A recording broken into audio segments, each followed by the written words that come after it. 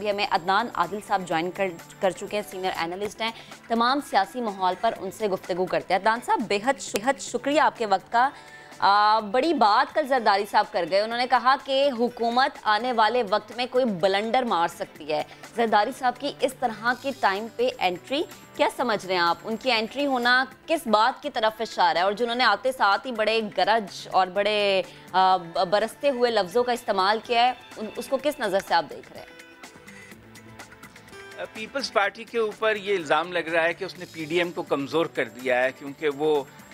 پیچھے ہٹ گئی استعفوں کی آپشن سے اور ضمنی الیکشن نہ لڑنے کی آپشن سے، اور لانگ مارچ پہ بھی وہ کوئی زیادہ مستحکم بات نہیں ہے ان کی، تو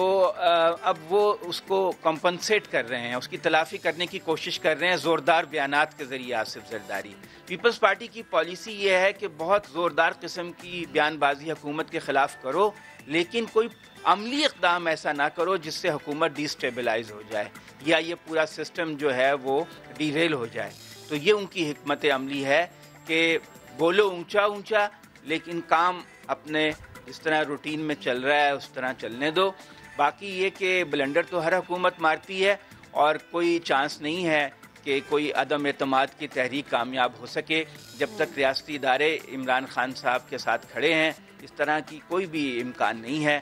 ہاں،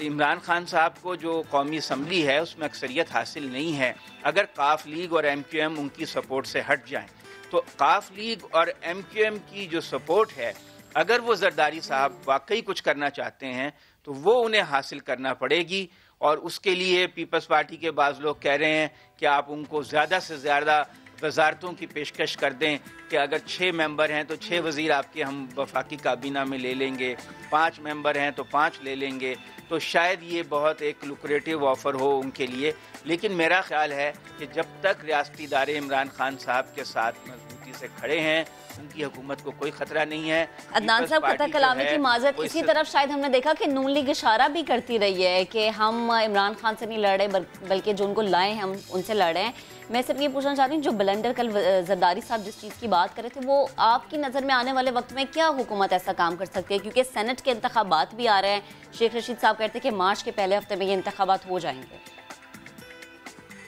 ریٹرک ہے، لفاظی ہے، بیان بازی ہے، اور کچھ بلنڈر تو یہی ہو سکتا ہے کہ عمران خان صاحب اور اسٹیبلشمنٹ کے درمیان کوئی بہت سنجیدہ اختلاف ہو جائے، جیسے نواز شریف کا انڈیا پالیسی پر ہو گیا تھا اسٹیبلشمنٹ کے ساتھ۔ وہ انڈیا کے ساتھ بہت آگے بڑھ گئے تھے جو کہ اسٹیبلشمنٹ نہیں چاہتی تھی۔ تو کیا اگر کوئی افغانستان کے ایشو پہ یا انڈیا کے ایشو پہ عمران خان کا بہت کوئی سنجیدہ اختلاف ہو جائے اسٹیبلشمنٹ کے ساتھ، تو پھر کوئی امکان ہو سکتا ہے کہ اس اختلاف کا فائدہ پیپلز پارٹی اٹھا لے، لیکن مجھے تو ایسا کچھ فی الحال نظر نہیں آتا۔ عمران خان اور ریاستی ادارے جو ہیں وہ بالکل ایک ہی طرح کی خارجہ پالیسی پہ سوچ رکھتے ہیں اور اسی طرف آگے بڑھ رہے ہیں۔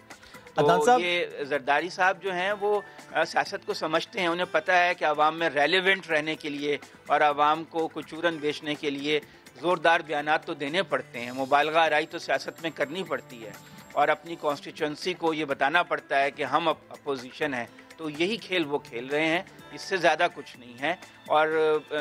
یہ ہے کہ اگر سینٹ کے انتخابات ہو جاتے ہیں اور سینٹ کے الیکشن میں ان کی اکثریت تحریک انصاف کے آنے کا امکان ہے، تو عمران خان بلکہ زیادہ مضبوط ہو جائیں گے۔ جو نون لیگ ہے اس کے پاس کارڈ یہ تھا کہ وہ عوام کو سڑکوں پر لے آتی بہت بڑی تعداد میں، کہ مہنگائی بہت ہے، حالات وعدے پورے نہیں ہو سکے، آدھی مدت گزر گئی ہے حکومت کی، لیکن وہ اس میں بالکل فیل ہو گئی۔ تو اس کی وجہ سے نون لیگ کی تو پھونک نکل گئی۔ اور دوسرے یہ ہوا کہ اب یہ جو براڈ شیٹ کا معاملہ آیا، برطانوی جج نے جو اس میں لکھ دیا ہے کہ یہ پراپرٹیز ان کی شریف فیملیز کی براڈ شیٹ نے آئیڈینٹیفائی کی تھی، تو اب یہ تو ان کے لیے اور بڑا مسئلہ ہو گیا۔ یہ براڈ شیٹ کا معاملہ عدنان صاحب صرف اور صرف نون لیگ کے لیے مسئلہ کرے گا، پیپلز پارٹی کے لیے کرے گا، پی ٹی آئی کو کلین چٹ ملے گی؟ سر